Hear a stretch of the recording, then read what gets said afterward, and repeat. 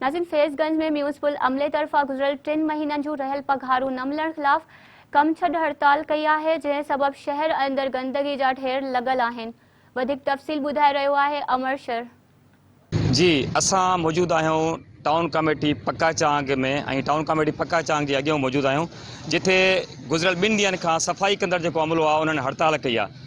सबब इहो आहे त उनखे 3 महीननि खां गुज़िरियल 3 महीननि खां पघारूं न आहिनि मिली सघियूं, जंहिंजे करे उन हड़ताल कई आहे। ऐं जेको आहे सो उहे कम में जेको सफ़ाई कोन था पिया कनि। हींअर भलारो महीनो रमज़ान शरीफ़ जो हले पियो, पर शहर में हर जॻह ते जेको आहे गंद जा ढेर पिया आहिनि।